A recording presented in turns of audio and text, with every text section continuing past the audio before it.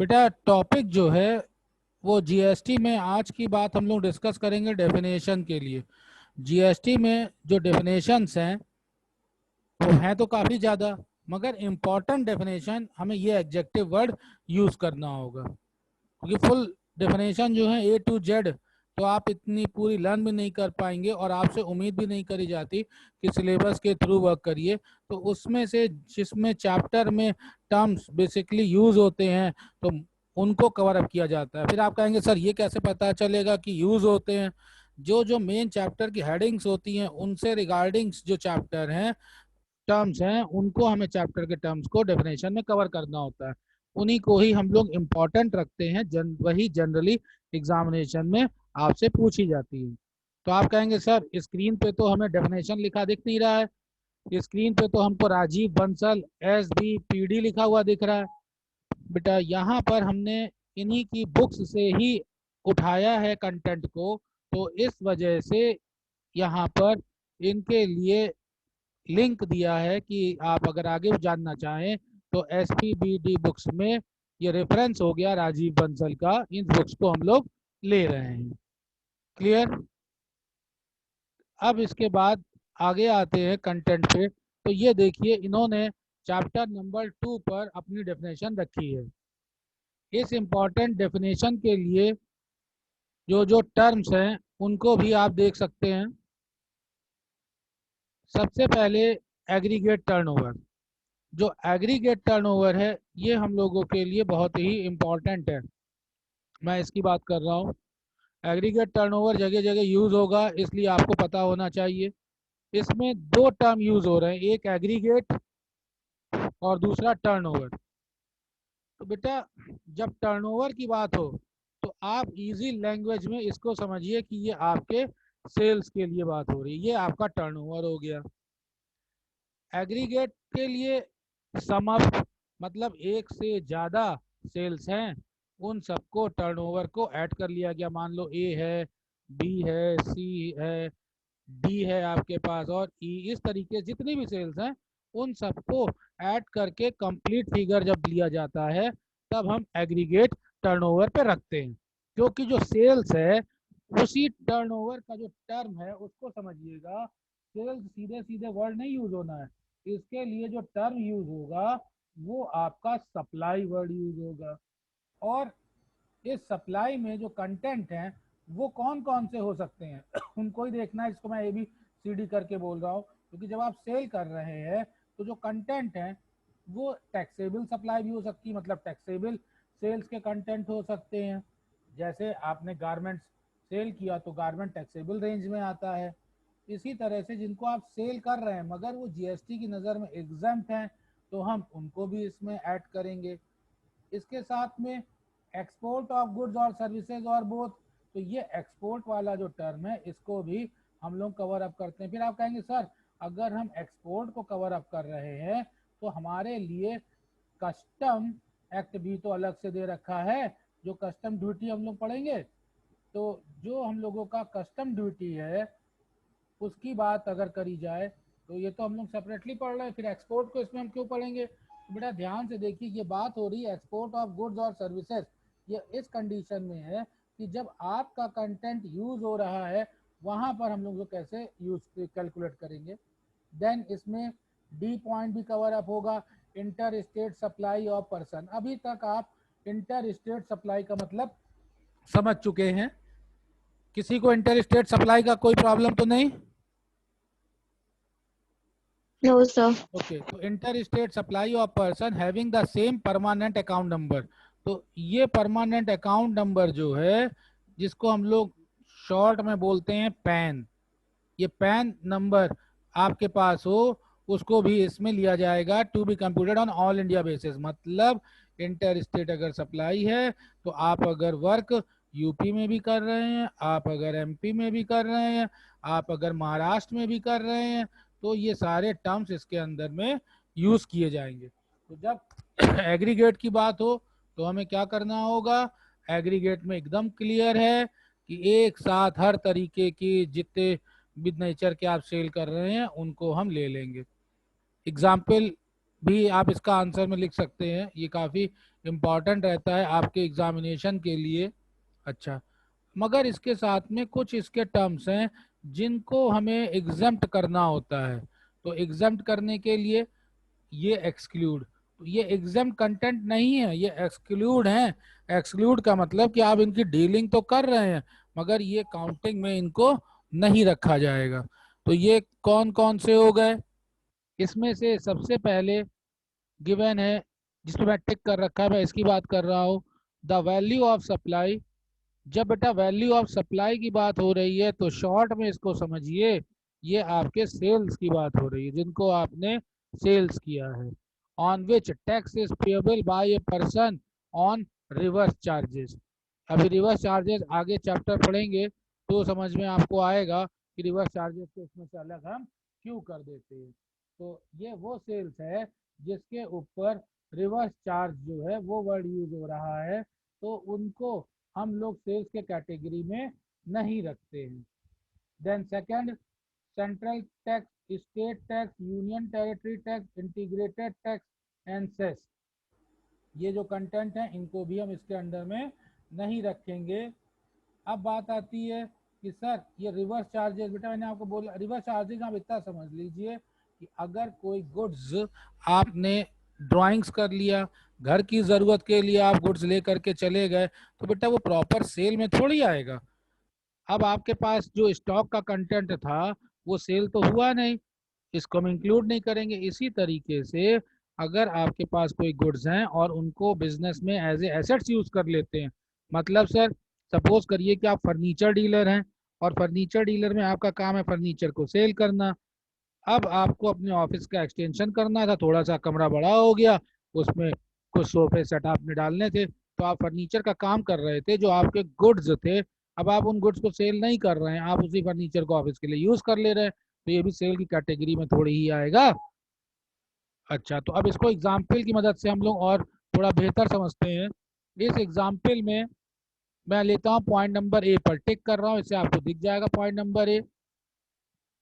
If a dairy shop, dairy shop तो आप सब लोग जानते होंगे क्या होती है डेयरी शॉप, किसी स्टूडेंट कोई दिक्कत?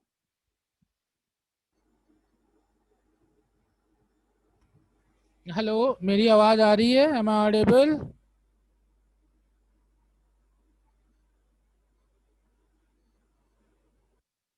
Yes yes class. सर। ये मैं पूछ रहा हूँ कि डेयरी शॉप का मतलब हर कोई जानता है? No sir.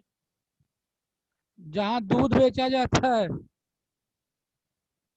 Okay sir. ठीक है, तो ये आपका डेयरी शॉप है, इसके लिए आगे देखो लिखा है सेल्स मिल्क। अब क्योंकि इस टैक्स के थ्रू सेल्स मिल्क तो एग्जम्प्ट है, ये पॉइंट आपको थोड़ा ध्यान से समझना होगा। इसको देखिए, दूध को बेचना जो है वो तो टैक्स के दायरे में नहीं आता, ये तो एग्जम्प्ट है। मगर इसके साथ में क्या क्या चीज़ें हैं, बटर अगर आप सेल करते हैं, दूध है तो बटर निकाल के बेचेंगे ही, छेना है, दूध से बना हुआ पार्ट छेना होता है, यहाँ पे बिजनेस प्रोसेसिंग चल रही है, ये कंटेंट जो है उनको देखिए ये टैक्सेबल है, इनको ध्यान देना है कि ये कंटेंट टैक्सेबल है और ये कंटेंट जो है वो हमारा टैक्सेबल नहीं है। तो इसका मतलब दुकान तो एक ही है, शॉप अगर हम बात करें तो ये हमारी शॉप जो है वो तो एक ही है, मगर इसके अंदर में दो तरह के गुड्स आप सेल कर रहे हो। एक गुड्स वो सेल कर रहे हो जो कि क्या है, जो है एग्जेम्प्ट, और दूसरा जो आप सेल कर रहे हो वो क्या है, वो है टैक्सेबल। तो अब जब हम टोटल की बात करेंगे तो देखो लिखा है then his aggregate turnover will include, तो जब हम एग्रीगेट टर्नओवर की बात करेंगे तो दोनों चीज़ें इसमें इंक्लूड होंगी, मतलब दूध की भी सेल इसमें इंक्लूड होगी, बटर और छेना इसकी भी सेल इसके अंदर इंक्लूड होगी, इसीलिए इसको बोलते हैं एग्रीगेट। फर्दर यहाँ पर further, if the sale of milk is 35 lakhs and sale of butter of chena is 6 lakh, then the person is liable for registration since aggregate turnover is exceed limit 40 lakhs। तो देखिए ये important है कि क्या registration के दायरे में वो आएगा कि नहीं आएगा। जब भी रजिस्ट्रेशन की बात करते हैं तो अब रजिस्ट्रेशन का दायरा 40 लाख कर दिया गया है, तो आप ये कहें कि हम तो जो है साहब जो वर्क कर रहे हैं, जो सेल कर रहे हैं दूध का, वो तो एग्जम्प्ट है, तो हम कैसे आ सकते? इससे मतलब नहीं है। जब आपका रजिस्ट्रेशन की लिमिट देखी जाएगी तो टोटल आपकी शॉप में जितने गुड्स हैं उनके लिए कैलकुलेशन देखा जाएगा।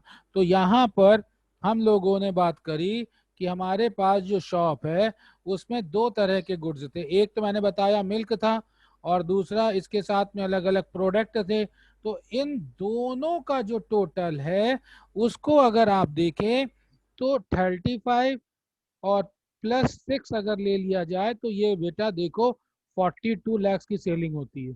तो इसका मतलब हुआ कि हम एग्रीगेट की बात करेंगे तो 42 लाख आपका वैल्यू हुई, जो कि थ्रेशोल्ड लिमिट से ज्यादा है। क्योंकि ये कहा गया है ना 40 लाख से अगर कम हो तो जीएसटी के रजिस्ट्रेशन कराना जरूरी नहीं है। तो रजिस्ट्रेशन कराने के लिए अब इसीलिए जरूरी हो जाता है कि आप एग्रीगेट टर्नओवर शब्द को समझें। देन पॉइंट नंबर 2 के ऊपर आते हैं। Stock transfer by manufacturer in Agra to his depot Gwalior will be included in turnover. अब देखो ये आगरा है और यहाँ पर एमपी है, तो इस जगह पर आप देखें कि एरिया आपका बदल गया। क्या मतलब सर? मतलब ये कि ये आप यूपी के अंदर हैं, कहाँ पर हैं? ये आप आगरा में हैं, और अब आपको एमपी में गुड्स को भेजना है। तो अब आप क्या कर रहे हैं, स्टॉक जो है वो ट्रांसफर किया गया किसको? मैन्युफैक्चरर को। तो आप तो बेटा आगरा में अगर हैं तो वो प्रोड्यूसर हैं, और जो यहाँ पर एमपी पर बैठा हुआ बंदा है वो दूसरा बंदा है। ये कौन है आपका? ये आपके लिए जो आगे वर्क करेगा हम उसकी बात करेंगे। किसको? क्योंकि ये डिपो दे रखा है। तो अब जब अपने डिपो पर आप ट्रांसफर करोगे तो यहीं से आगे जा करके सेल होगी। तो ये टर्म आप कैसे ट्रांसफर करोगे? ट्रांसफर आप करोगे कि आपका एक ट्रक होगा, वो ट्रक जो है वो इन गुड्स को लेकर के जाएगा। तो इन ही गुड्स में आपको ट्रांसफर करना है। तो यहाँ से निकला आइटम, यहाँ से यहाँ पर गया। तो इस तरह के जो ट्रांजैक्शंस हैं उनको भी हम लोगों को बेटा ध्यान देना होगा। अब आपका टर्न है, आप बताइए किसी तरह की कोई प्रॉब्लम किसी स्टूडेंट को, कोई कंफ्यूजन? No sir. सर एक क्वेश्चन है। हाँ बताओ। सर अगर हम एक स्टेट से दूसरे स्टेट तक मतलब सेल करते हैं तो हाँ, सर क्या उस पे सिर्फ आईजीएसटी लगता है कि सीजीएसटी और आईजीएसटी दोनों लगते हैं? सीजीएसटी तो लगेगा ही नहीं, एसजीएसटी भी नहीं लगेगा। जब सर ओनली आईजीएसटी लगता हाँ, डबल टैक्सेशन हो जाएगा ना फिर। उसका कॉन्सेप्ट समझो ना। जब उत्तर प्रदेश के अंदर ही अगर डीलिंग हो रही है, यही का सेलर और यही का परचेजर है, तो फिर है? यस सर, इंटरमीडिएट की उसमें जरूरत नहीं एसजीएसटी है। और सीजीएसटी लगेंगे। तुम बात को समझो। जब दो अलग अलग स्टेट के बीच में डीलिंग होगी तभी तो विवाद पैदा हो सकता है। Yes sir. तभी सेंटर बीच में कूदेगा कि दो लोग हैं किनारे हटो, तुम किनारे हटो, दो लोगों की लड़ाई हो रही हो तो टीचर तभी तो बीच में जाएगा, दोनों अलग अलग हो। Yes sir. तो जो तुम्हारा बीकॉम सेकेंड ईयर है, तुम्हारे यहाँ जब इंटरनल मैटर होगा तो बाकियों क्या जरूरत है, तो मैटर डील हो जाएगा। मगर अगर एमकॉम वर्सेस बीकॉम हो जाए तो बीच में समझाने वाला चाहिए कि नहीं चाहिए? यस क्योंकि सर। दोनों सेपरेट आइडेंटिटी है। तो जी आईजीएस सर। वो जब दो अलग अलग आइडेंटिटी होंगी तब आप यूज करेंगे। ओके। जी सर। तो मतलब सर इसमें ओनली आईजीएसटी लगेगा बस? किसमें? सर जो दो स्टेट के हाँ मतलब हाँ हाँ बीच में हाँ होंगी हाँ। अगर? तो हाँ ठीक है। Okay sir. तो अब यहाँ पर ये पहली डिफिनेशन आपके लिए ज़रूरी हो गई थी। एग्रीगेट टर्नओवर एग्जामिनेशन में ये आती भी है। अब एग्रीगेट टर्नओवर के बाद में दूसरी हम लोगों की डेफिनेशन है बिजनेस। बिजनेस जो है उसको भी हम लोग को समझना होगा कि क्या क्या चीज़ें हमारे बिजनेस के अंडर में। वैसे तो लेमन लैंग्वेज में आप बिजनेस का मतलब बखूबी जानते हैं कि बिजनेस में हम क्या क्या चीज़ें लाते हैं। मगर एक्ट की लैंग्वेज में अगर आ गया क्वेश्चन में डिफाइन बिजनेस तो आप उसका आंसर किस तरीके से लिखोगे, इसलिए ज़रूरी हो जाता है इसको समझना। तो मैं इस पे हूँ बिजनेस पे। क्या क्या चीज़ें इसमें इंक्लूड हैं, पॉइंट नंबर 1 की बात करते हैं। किसी भी तरह का कोई ट्रेडिंग हो, पॉइंट नंबर 1, कोई कॉमर्स की एक्टिविटीज हो, किसी भी तरह की कोई मैन्युफैक्चरिंग हो, किसी भी तरीके का कोई प्रोफेशन हो, किसी भी तरह का कोई वोकेशन हो। देखिए अंतर समझिएगा, प्रोफेशन के लिए डॉक्टर ने अगर काम करा तो ये उसके प्रोफेशन का पार्ट है, वकील ने काम किया, एडवोकेट ने प्रोफेशन है। वोकेशन के लिए उसके लिए बहुत टेक्निकल नॉलेज की जरूरत नहीं, जैसे नाऊ ने काम किया, बार्बर ने, जब इस तरीके से, या मिस्त्री छोटा मोटा काम करता है, जिंदा रहने के लिए जो खर्चे हैं उनकी अगर बात हो तो उसके लिए अगर काम करते हैं उसको वोकेशन बोलते हैं।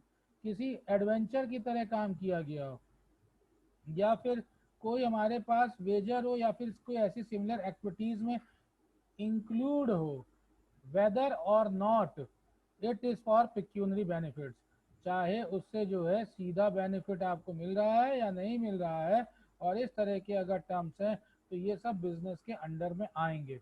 इम्पॉर्टेंट पॉइंट आपको यहाँ पर ये ध्यान देना है, जो मैं नोट की बात कर रहा हूँ, ये नोट देखिए, नोट है, even if there is no profit motive, or even if no profit is earned and activities in the nature of trade, manufacturer, commerce, profession, तब भी ये बिजनेस माने जाएंगे। कहने का मतलब कि आप चिल्ला चिल्ला के कहें हम तो प्रॉफिट अर्न कर ही नहीं रहे, हम तो सोसाइटी के भले के लिए काम कर रहे हैं, मगर अगर ये एक्टिविटीज हुई जो मैंने 7 पॉइंट्स लिखे हैं पॉइंट नंबर ए में, तो ये सब बिजनेस के अंडर में आती हैं। इसको और थोड़ा बेहतर ढंग से समझते हैं। एग्जाम्पल, एक फिल्म एक्टर है अक्षय कुमार, नाम आपने सुना होगा सब लोगों ने। Akshay Kumar a famous actor, paint some painting and sell them. The consideration for such sale is to be donated as charitable. जो पैसा आया वो उसने चैरिटेबल ट्रस्ट में दे दिया। The sale of painting by actors qualities as supply even though it is a one time occurrence. कहने का मतलब कि इसने सेल किया, सिर्फ एक ही बार किया, दोबारा जिंदगी में नहीं करेगा।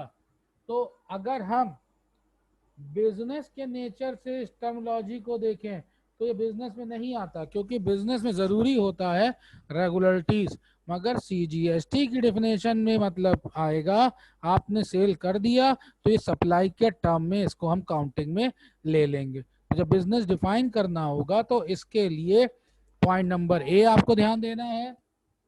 बताइए किसी स्टूडेंट को पॉइंट नंबर ए लेकर कोई दिक्कत, any confusion point number A में? No sir. ओके, देन अब आते हैं हम पॉइंट नंबर बी पे। एनी एक्टिविटीज और ट्रांजैक्शन इन कनेक्शन विद और इंसिडेंटल और ancillary to the above sub clause, जो ऊपर बात करी गई है उससे रिलेटेड देखो, चाहे वो इंसिडेंटल हो चाहे वो एंसिलरी हो, इनसे जो कनेक्शन है, डायरेक्ट कनेक्शन हो जाए, चाहे इंसिडेंटल हो चाहे इंसिलरी। इंसिडेंटल और इंसिलरी को समझिएगा, जो स्ट्रेट सीधे रिलेटेड बिजनेस होंगे उनको इसके पार्ट में रखा जाएगा। एंसिलरी का मतलब होता है इसके ऊपर डिपेंड होने वाली जो एक्टिविटीज हैं उनको भी इसके अंडर में रखा जाएगा। तो ये जो इंपॉर्टेंट टर्म है इंसिडेंटल और एंसिलरी, ये दोनों शब्द आपको याद रखने हैं। अब जैसे आपका बिजनेस मान लीजिए रजिस्टर्ड होता है कि हम लोग जो है माइनिंग का काम कर रहे हैं, या हम लोग आयरन स्टील का काम करेंगे, तो आयरन स्टील से रिलेटेड जो मेन बिजनेस तो है ही है, प्लस उसके साथ में उस स्टील से रिलेटेड आप कुछ मैन्युफैक्चरिंग अलग से कर देते हैं, तो वो सब एंसिलरी का पार्ट आ जाता है। तो वो सारी एक्टिविटीज इसके अंडर में आ जाएंगी। देन इसके लिए कुछ नोट्स इंपॉर्टेंट है। Point number 1, by virtue of point B definition incidental activities is taxable only if main activities is business. ये ध्यान से समझो, मैंने क्या बोला कि इसके लिए एक आपको इंसिडेंटल समझना है और एक इंसिलरी, इसको रट मारना। तो आपके मन में आएगा सर क्या इंसिडेंटल हमेशा होना चाहिए? फिर से मैं आप बता रहा हूँ, ये देखो, एक होता है आपका बिजनेस, इस बिजनेस की वजह से ये एक्टिविटीज जन्म लेती हैं, इनके लिए ज़रूरी होता है।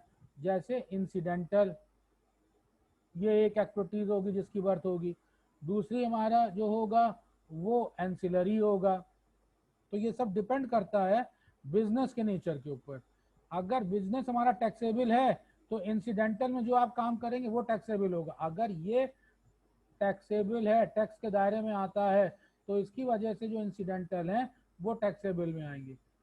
अगर ये टैक्सेबल नहीं है, अगर इसके ऊपर टैक्स नहीं लगता है, तो फिर इंसिडेंटल के ऊपर भी टैक्स नहीं लगेगा। इसी को एग्जाम्पल में समझते हैं। ये आपका एग्जाम्पल है, सेल ऑफ लड्डू बाय, क्या नाम है, Mehandipur Balaji temple can not be business since main activities of temple is not a business. Balaji बहुत बड़ा मंदिर है, सब जानते ही हैं, तो वहाँ पर लड्डू सेल हो रहा होता है, तो किसके रिलेशन में है, भगवान के ऊपर, भगवान की आरती के लिए, पूजा के लिए, चढ़ावे के लिए वो लड्डू को वहाँ पर सेल किया जा रहा है। तो उस जगह की जो मेन एक्टिविटी है वो क्या है, वो तो पूजा करना है, बिजनेस करना तो है नहीं। तो लड्डू सेल तो हो रहा है, पैसा तो आ रहा है, मगर ये डिपेंड किसके ऊपर है, ये बिजनेस के ऊपर डिपेंड है। तो जब मेन बिजनेस ही सेल, मेन बिजनेस ही टैक्सेबल नहीं होगा, तो इसके बाद होने वाले जो एक्टिविटीज हैं उनको हम टैक्सेबल कंडीशन नहीं रखेंगे। ये वो आपका पॉइंट नंबर 1 याद रख लेना, इंसिडेंटल इंसलरी।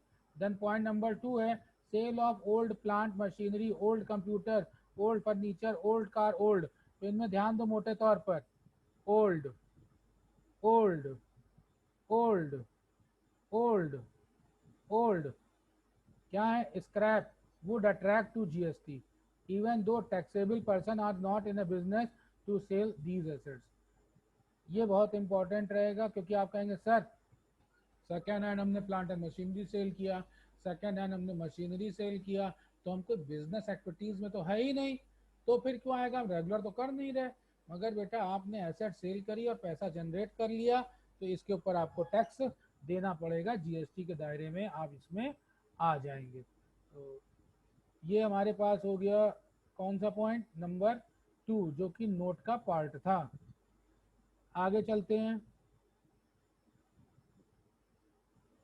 सी पॉइंट पर आते हैं। मैं इसकी बात कर रहा हूँ, सी सर आपकी वॉइस क्लियर नहीं आ रही है, बहुत स्लो आ रही है। अब आ रही है? जब बीच बीच में बताओगे तो ठीक रहेगी, हम बताते बताते क्वेश्चन में खो जाते हैं। Point number C, any activities or transaction in the nature of subclause A, whether or not there is a volume of frequency, continuity, regularity of such transaction। Simple सा मतलब है, जितने भी ट्रांजेक्शन हैं, even transaction which are undertaken as casual or irregular basis are also covered within the term of business। यहाँ पर इन सब से रिलेटेड कोई भी एक्टिविटीज और ट्रांजैक्शन हो जो कि ए का पार्ट हो, किसी भी वॉल्यूम पे हो रहा हो, मतलब क्वांटिटी कम हो या ज़्यादा हो, रेगुलर हो या कभी कभी हो, सब चीज़ें काउंटिंग में इसमें मानी जाती है। डी, सप्लाई एक्विजिशन और acquisition of goods including capital goods. ये अक्सर क्वेश्चन आता है कैपिटल गुड्स के लिए।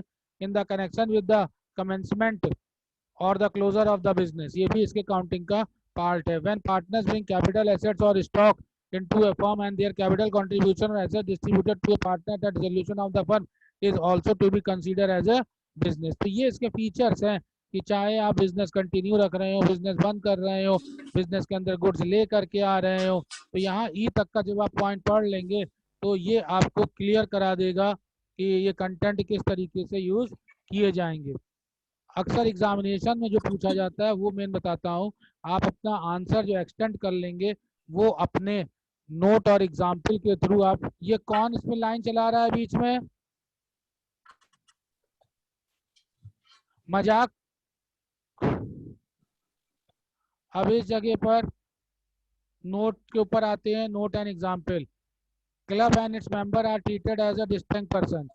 क्लब, एक कोई क्लब है उसके अंदर में जो मेंबर्स आ रहे हैं तो वो सब उनसे अलग माने जाते हैं। तो ये नोट्स आप पढ़ लीजिएगा, तो इससे आपको इसका एग्जाम्पल एक्सटेंशन देने में हेल्प मिलेगी। देन मैं एफ के ऊपर आता हूँ, admission for consideration of a person. क्या ये किसी प्रीमाइसेस में आप किसी की एंट्री करके दे रहे हो, टिकट लगा रहे हैं, तो क्या वो बिजनेस का पार्ट है? तो ये देखो, एडमिशन टू एनी इवेंट और facilities like amusement park, cinema hall, gaming event और फी, ये सारी चीजें इसका एग्जाम्पल है, ये भी बिजनेस का ही एक पार्ट है। Point number G, services supplied by a person. किसी तरह की कोई सर्विस अगर आप प्रोवाइड करवा देते हैं वो भी बिजनेस के पार्ट में आएगी। तो ये ऐसे जी पॉइंट तो आपको याद होने से रहा, मगर जी का जब आप ये पॉइंट पढ़ लोगे, कौन सा, इस पॉइंट को जब आप जी का पढ़ लोगे नोट, तो आपको याद हो जाएगा। सर्विसेज, सर्विस क्या है, गुड्स की अभी बात कर रहे थे हम, सर्विस की बात कर रहे हैं। सर्विस का मतलब हो गया कोई वकील हो गया, कोई चार्टर्ड अकाउंटेंट हो गया, कोई टीचर हो गया।